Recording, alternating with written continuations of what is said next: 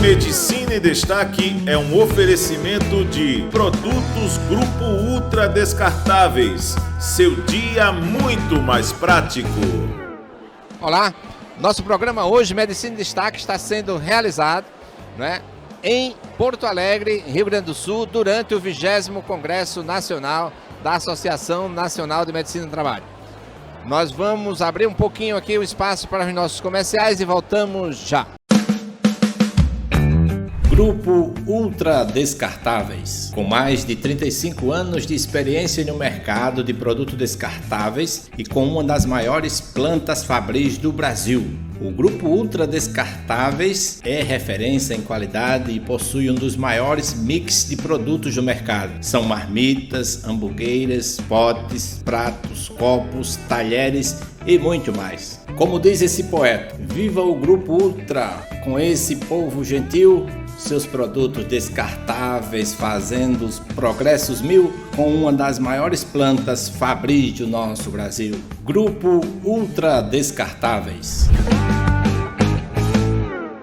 A Med Rádios é referência em atendimento, qualidade nos serviços e precisão nos resultados. Agora, Maceió ganha mais uma unidade e a sua saúde ganha mais comodidade. Localizada em um grande home center na Mangabeiras, a nova Med Rádios conta com profissionais qualificados, diversos procedimentos e equipamentos de última geração. Med Rádios, sempre ao seu lado. Na Gruta de Lourdes e agora em Mangabeiras, na Avenida Comendador Gustavo Paiva. Nós estamos conversando com o Dr. Ricardo Regli, que é médico do trabalho, é médico de tráfego, tem caminhadas aí através da medicina também marítima e aeroespacial também um pouco. Mas eu vi, sou curioso bastante durante a sua exposição, de que você tem e a leitura do seu currículo, de que você também mexe com direito médico. Me apresentando, também gosto muito dessa área, principalmente da bioética, biodireito, direito médico, né, como advogado, e atuo na medicina do trabalho. Mas eu soube, né, de que você é de uma cidade próxima aqui do Rio Grande do Sul. Como é um pouquinho da sua história? Bom, primeiro agradecer o convite, Dr. Gerson Dilon Pereira, uma grande figura das Alagoas, um lugar que a gente gosta muito, né? E primeiro, muito bem-vindo ao nosso estado do Rio Grande do Sul, Dr. Gerson.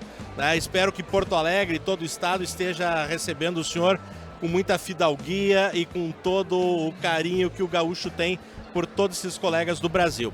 Eu sou natural de uma cidade do interior do Rio Grande do Sul chamada Santa Rosa, muito próximo da Argentina, né? Nós temos uma apresentadora famosa do Brasil, do tempo da infância e da juventude do pessoal que é de lá, né? Sim. E a realidade da nossa trajetória na medicina do trabalho e na medicina do tráfico, uma trajetória de quase 30 anos, atuando nas duas especialidades e numa convergência das duas especialidades na medicina do tráfico ocupacional.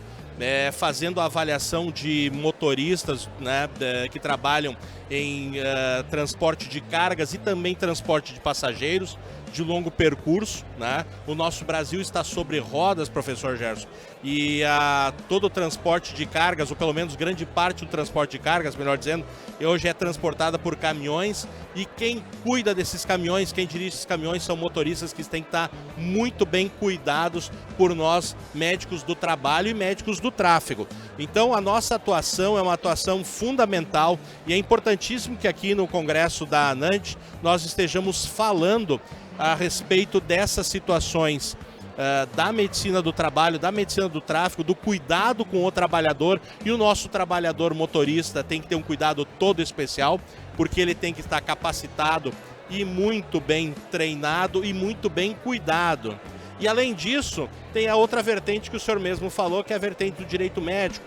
A minha formação, obviamente, como médico, né, e minha formação no direito também me fez ir para essa vertente do direito médico, na protetividade para os nossos colegas, né, que atuam na área da medicina, nas diversas áreas, especialmente focando então no médico do trabalho, no médico do tráfego, para que no momento que eles possam ter o cuidado na sua atuação, de ter uma atuação preventiva.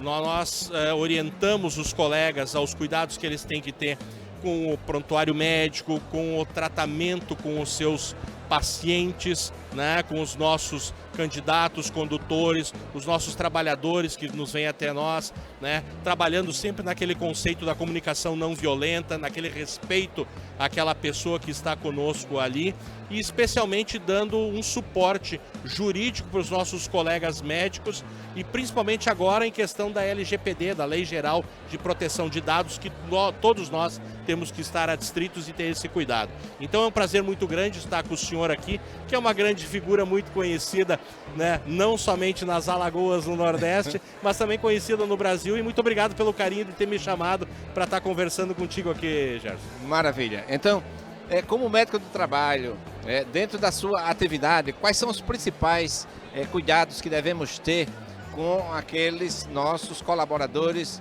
que irão, né, carregar todo o Brasil, não é?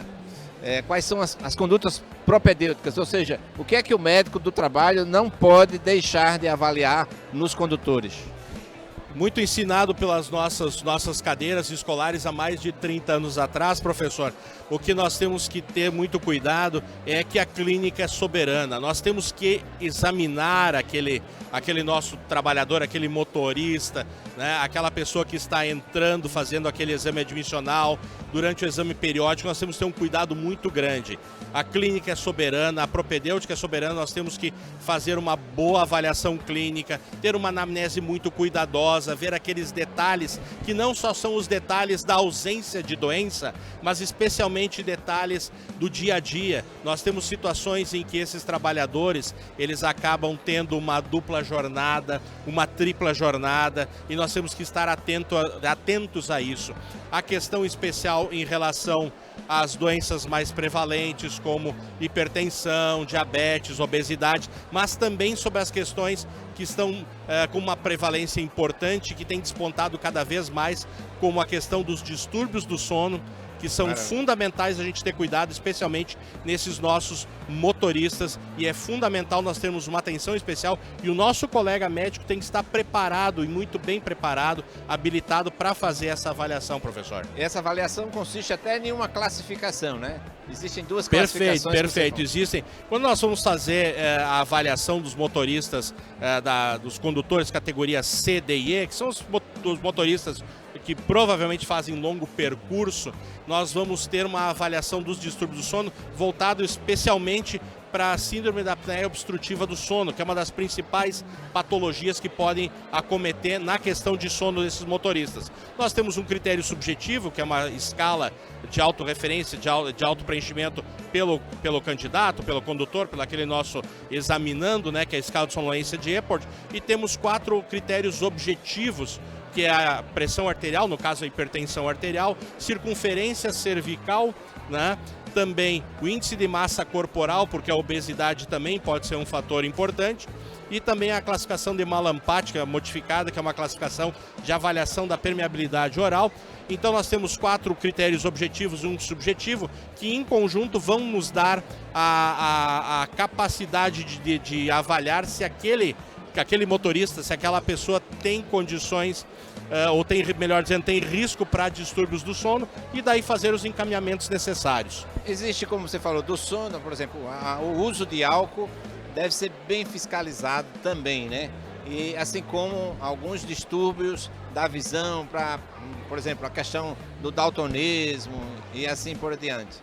Mas você, durante a sua palestra, você falou algo que assim chama a atenção e que a gente faz questão de mostrar para o mundo, né, através do nosso programa Medicina em Destaque, que é a questão que não importa muito, não a hiperglicemia, mas uma hipoglicemia. Não? Perfeito, Dr. Gerson. Na realidade, quando a gente fala nos motoristas diabéticos, né, eles podem dirigir, não há problema quanto a isso, desde que muito bem controlados. A grande questão do diabetes, na questão da direção veicular, é o risco da hipoglicemia. A hipoglicemia vai poder causar no popular um desmaio, né? A pessoa vai ter uma síncope, né? E em virtude da hipoglicemia, e esse risco é muito grande. Então o cuidado que nós temos que ter, e isso vale para todos os nossos colegas médicos que estão nos assistindo aqui no Medicina em Destaque, o cuidado que nós temos que ter com o risco da hipoglicemia. Então, orienta-se o motorista profissional que a cada momento em que ele for fazer a direção veicular 1 hora antes, ele faça uma glicemia capilar, que é o melhor padrão que a gente tem para verificar a questão da glicemia dele, né? E a cada 4 horas de direção, ele refaça essa glicemia capilar e não deixando que essa glicemia esteja abaixo de 70 miligramas por decilitro, que é o risco, então, de uma hipoglicemia e todas as consequências que tem. Isso é fundamental para todos os nossos colegas médicos do trabalho que trabalham com motoristas, que avaliam motoristas, e para os médicos do tráfego também. Essa questão é importante, mas assim, a sonolência excessiva também, né? É um cuidado. Exatamente. A maioria dos acidentes, ao falar nisso, nos mostre algumas estatísticas, como você mostrou lá, dos acidentes. Qual o óbito, né, em termos estatísticos, o quanto existe no nosso país. E faço minhas suas palavras, comparando com algumas guerras, o Brasil termina no topo da pirâmide, né?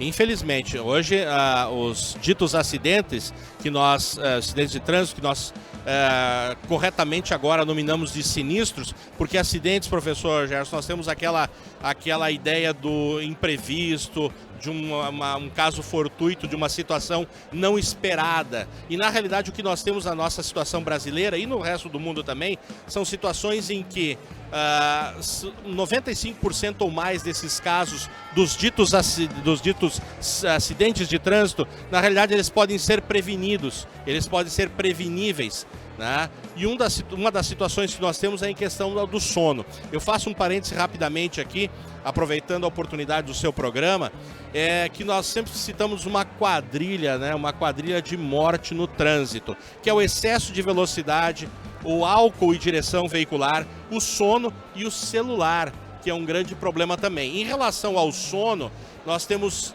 indicativos de que em trabalhos feitos com motoristas de ônibus interestaduais, né, mais de 40% deles têm sonolência ao dirigir durante o dia, né? E um número muito próximo disso, de 40% também, já tiveram acidentes de trânsito, né? Então é algo bastante preocupante, bastante importante que nós tenhamos esse cuidado, porque tanto o sono quanto a fadiga, elas são um risco muito grande para a direção veicular.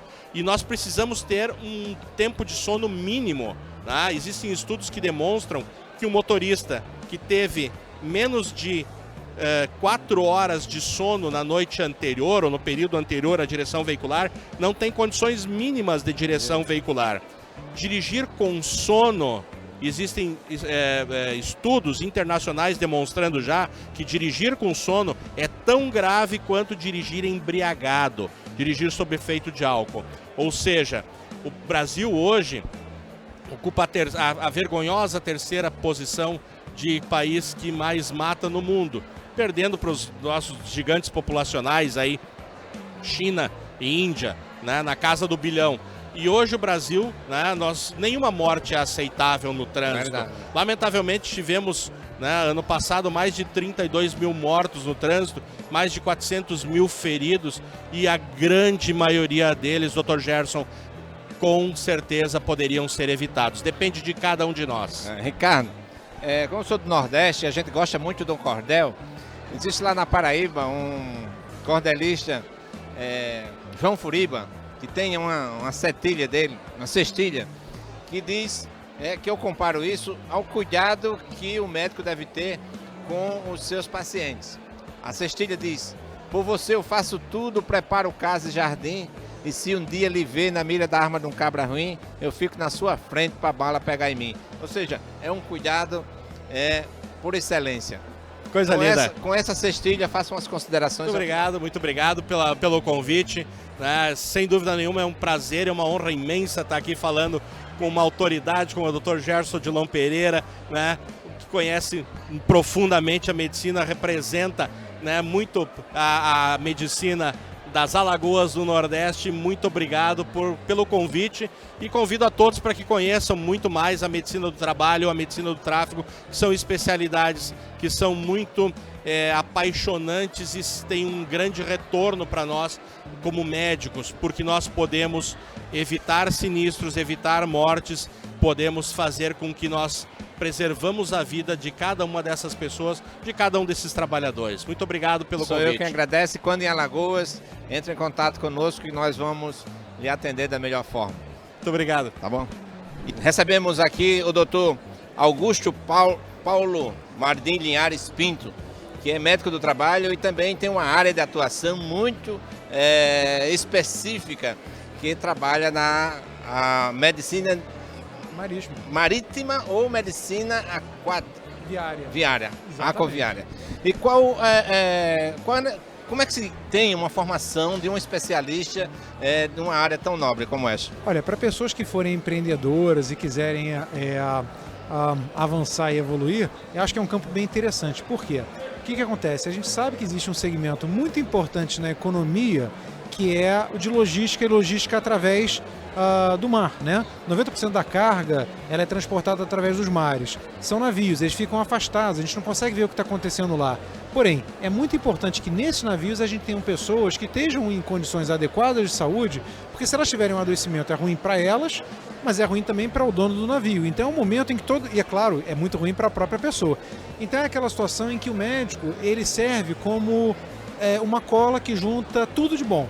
Ele está defendendo o que tem de bom para a pessoa, para o empregado, para o patrão dela, tá? E para ele também, porque ele está fazendo um trabalho que está dentro do que ele quer. Então, como que a gente chega à medicina marítima? Ao médico que, dentro da medicina do trabalho, ele verifica que ele tem um certo, enfim, uma certa simpatia, ele gosta de lidar com esse tipo de pessoa que tem esse estilo de vida de trabalhar durante muito tempo, afastado de casa, viajando. E o que a pessoa pode fazer então?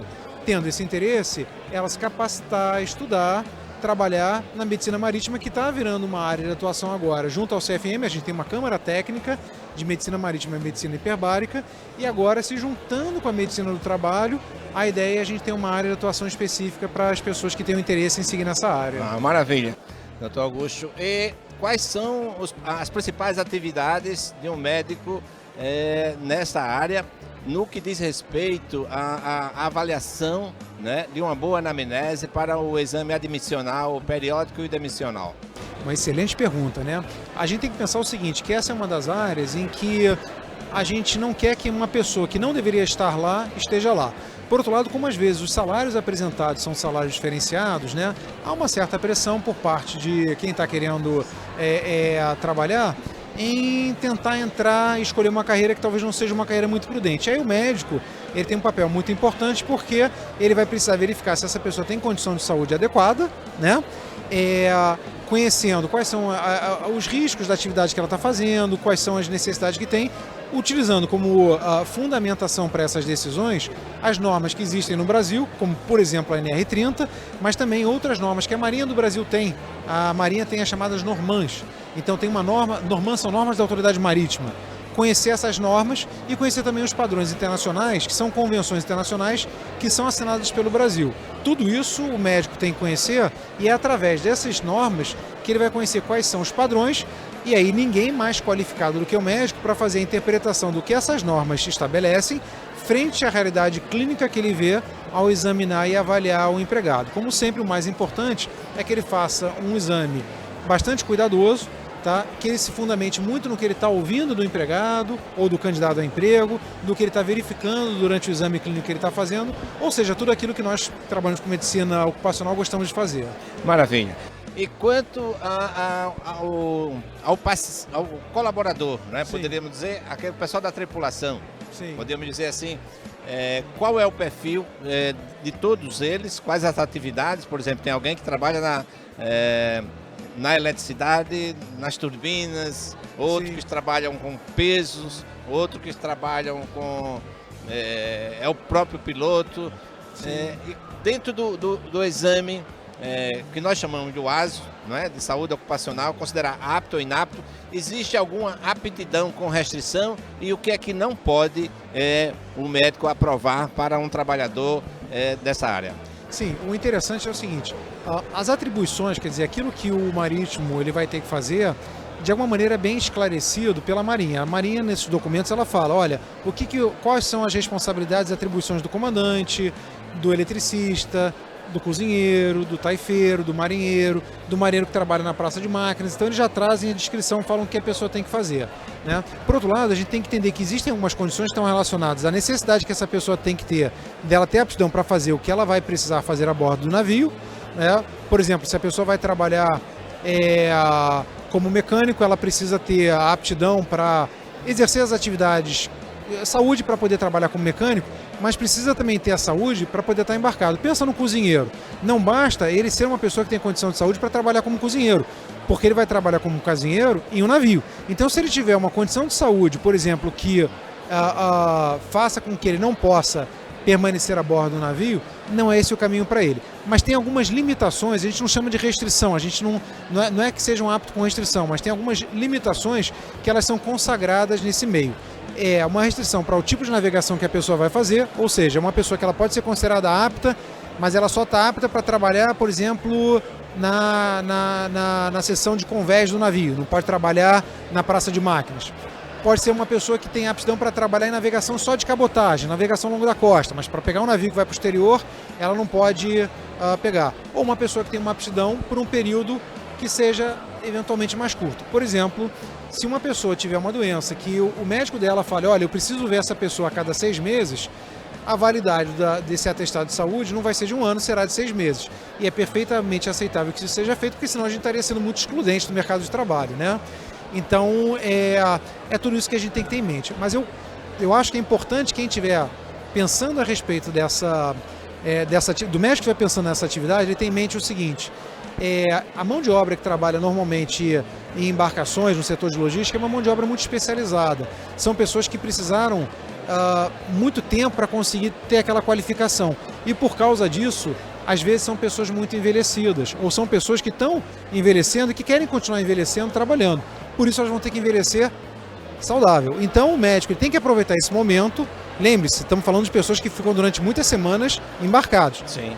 Aproveitar esse momento não só para fazer uma avaliação médica e ver se essa pessoa está com saúde e aptidão para o trabalho dele, mas também o que ele pode fazer para manter-se apto e saudável prolongadamente. Isso é bom para ele, é bom para o dono do navio e, por que não, é bom para todos nós enquanto sociedade. E quais as perspectivas nessa especialidade hoje nesse campo e nesse boom de vagas médicas? É um campo promissor? Eu considero um campo promissor. Por quê? Porque é um campo que ainda tem muito conhecimento a ser construído, muito conhecimento a ser avaliado. Embora a atividade marítima ela seja uma atividade não só centenária, milenar, né? Os navios eles existem então aí há muito tempo, né? E o papel do médico seja também um papel, enfim, muito antigo, né? Quer dizer, a gente pensa, enfim, nos médicos que ficavam a bordo dos navios, as caravelas, etc.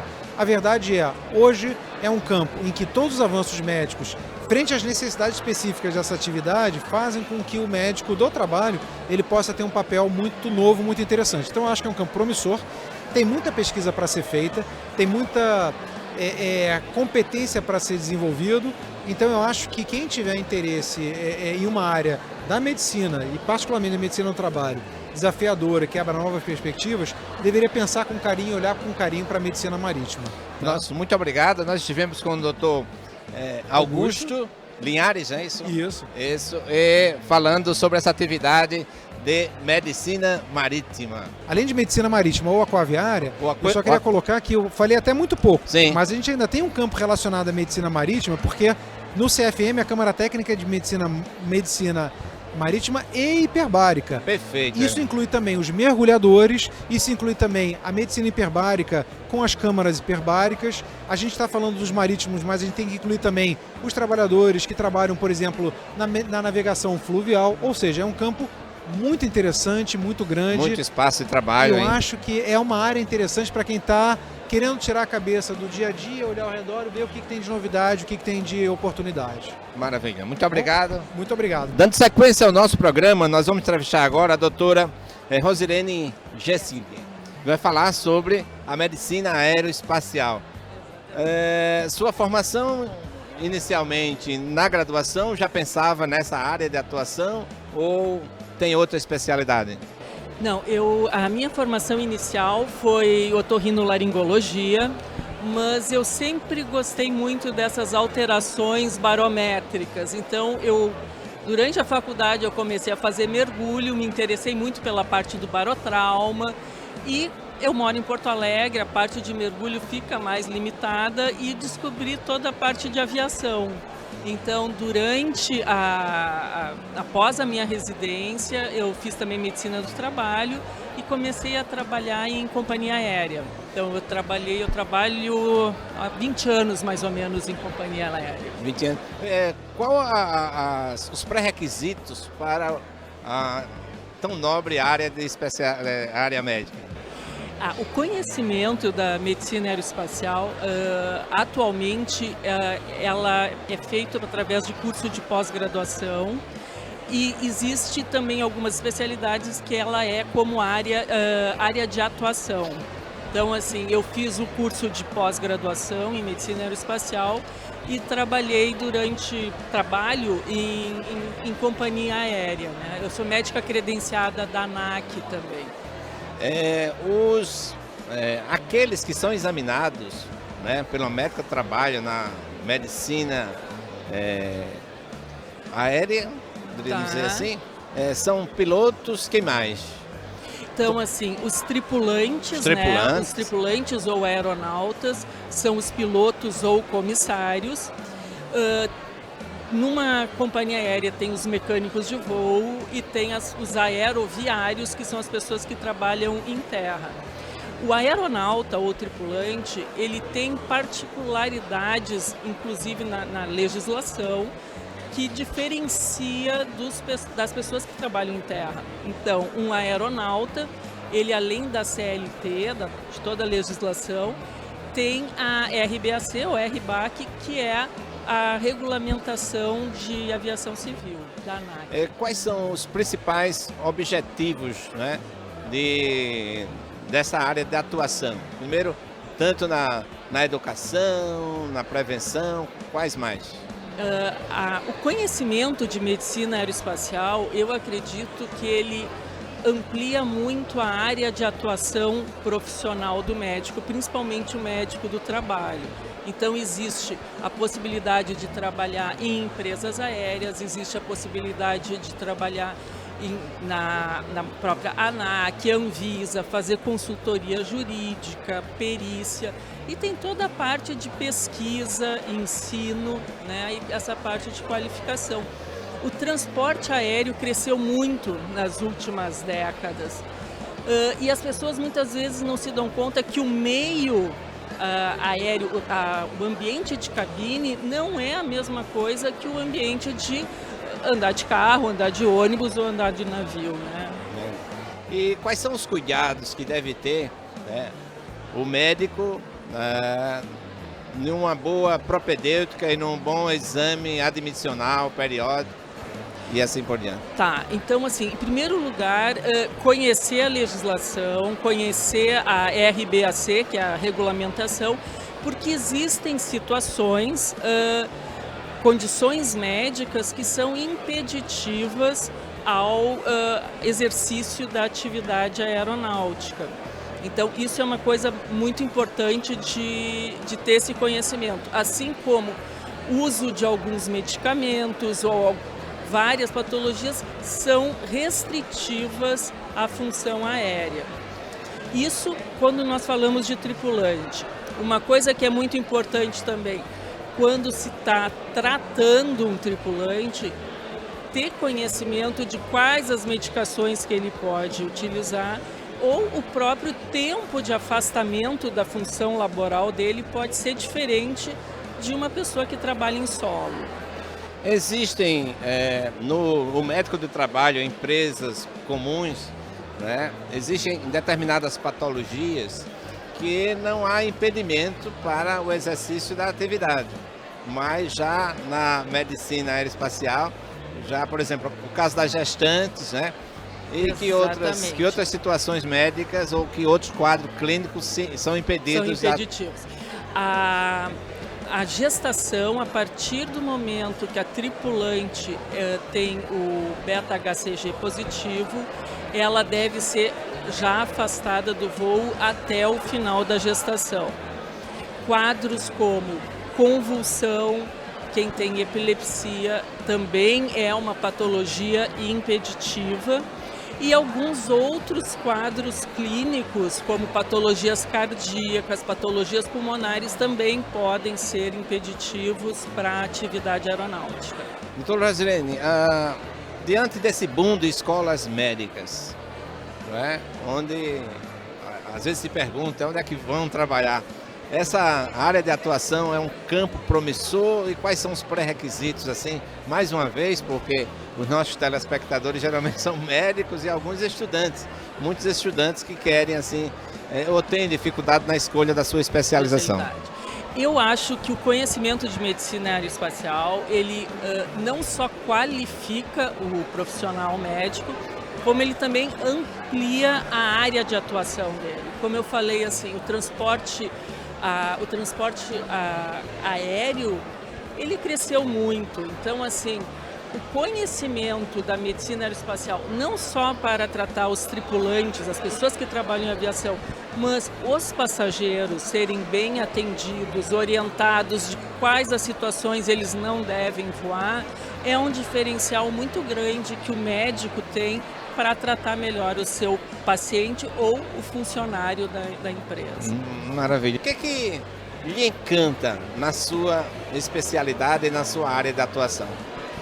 Olha, eu acho que a aviação é muito parecida com a medicina, porque eu não conheço nenhum aeronauta que não é uma profissão difícil, que tem que ter muita dedicação, e eu não conheço ninguém que não seja apaixonado por que ela faz. Assim como médico, ninguém é médico por acaso. O médico, para chegar a ser médico, a gente faz todo um investimento de tempo, trabalho, estudo, e eu acho muito parecido. Então, assim, são pessoas que trabalham com situações, com opções que gostam muito. Isso eu acho encantador. Diz que existe um tripé da felicidade, é fazer aquilo que gosta, ao lado de quem ama e sintonia com Deus. É isso? É verdade. Concordo. Nossos agradecimentos, tá? Foi muito bom estar aqui conversando com você. Tá bom? Eu que agradeço. Um abraço. Nós estamos aqui com o Dr. Anderson de Moura Pereira, que presidiu essa mesa da interação da medicina do trabalho com outras especialidades. Entre essas especialidades, a medicina do tráfego, a medicina marítima e a aérea. E o que é que representa isso como papel do médico do trabalho? Primeiramente, é um prazer estar participando desse programa Medicina em Destaque. Para mim, representa muito, uma vez que sou médico do trabalho, atuo já há alguns anos, tive a oportunidade de fazer a residência em Medicina do Trabalho e durante essa apresentação conseguimos vislumbrar, né, que a medicina do trabalho está presente em diversos ramos das atividades econômicas, né? Nas empresas aéreas, nas empresas marítimas e também na medicina do tráfego. Então vimos que a medicina do trabalho atua nessas diversas especialidades. O médico do trabalho atua nessas diversas especialidades. Para mim foi muito bom participar desta mesa. E a importância da especialidade, da medicina do trabalho, que é diferente das outras especialidades, porque ela cuida não só dos colaboradores, mas também com o próprio médico, né? No seu trabalho, na sua atividade.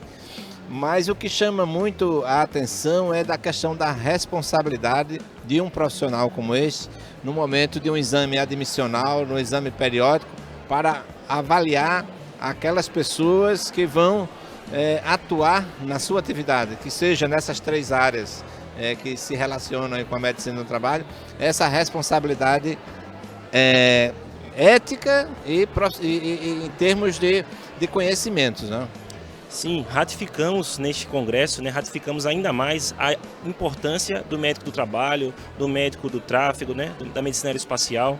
Não é simplesmente uma emissão de um documento que vai fazer parte da rotina do médico do trabalho. É muito mais do que isso. É trabalhar com prevenção de acidentes, prevenção de adoecimento, prevenção de morte, né, para você evitar qualquer tipo de incidente no trabalho. Então, perpassa por diversos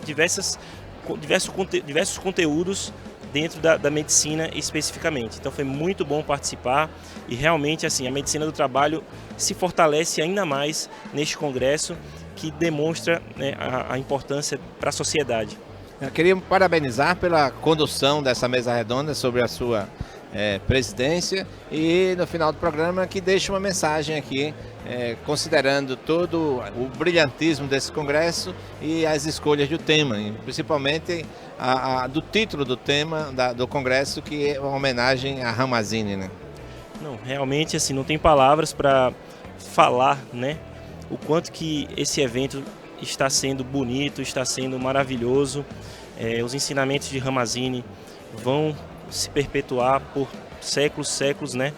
Então, perguntar para o trabalhador, perguntar para o seu paciente o que ele trabalha, o que ele faz, é fundamental na prevenção de adoecimento, é fundamental na abordagem do paciente de maneira ética, de maneira técnica, correta. Então, parabéns para a ANANT, parabéns para o Dr. Gerson, Medicina em Destaque, também por estar divulgando esse trabalho, este congresso maravilhoso aqui no Rio Grande do Sul, e estou muito feliz de participar deste congresso. Parabéns a todos os organizadores. Muito obrigado, e a você, telespectador, por nos acompanhar em mais um Medicina em Destaque. Fiquem com Deus.